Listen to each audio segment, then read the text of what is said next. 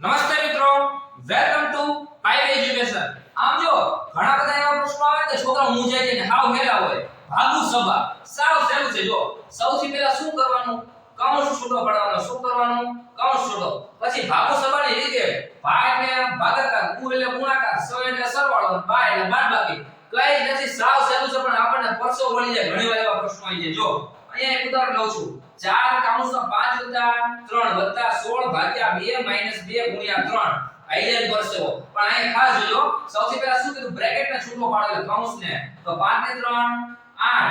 હવે 4 ના 4 વત્તા ના વત્તા 16 ના 16 ભાગ્યા ના ભાગ્યા 2 ના 2 માઈનસ માઈનસ 2 ના 2 ગુણ્યા ના ગુણ્યા 3 ના 3. એક એક સ્ટેપ કરજો, જલ્દી આવડી જશે. હવે કૌંસને છૂટો પાડો. 8 તો કે 32 વત્તા ના વત્તા. હવે પહેલા શું કીધું? તો કે ભાગાકાર કરો. ભાગાકાર છે તો કે હા, તો 16 ભાગ્યા 2 એટલે 8 માઈનસ ના માઈનસ. પછી શું કરવાનું કીધું? તો કે ગુણાકાર તો સાથે સાથે લઈ લેવાનો. તો 3 ગુણ્યા 6. હવે સરવાળો બાદબાકી કર્યું હોય ત્યારે તમારે જીમ કરવું એમ કરાય. 32 ના તો કે 40 - 6. 40 - 6 એટલે શું આવે? 34. સાવ સહેલું. આ બીજો તમે હાથે કરો નકર પાછા તમે ભૂલી જશો. પ્રેક્ટિસ તો જરૂરી છે ને ભાઈ. જવાબ શેમાં આપશો? કોમેન્ટમાં. Thank you so much.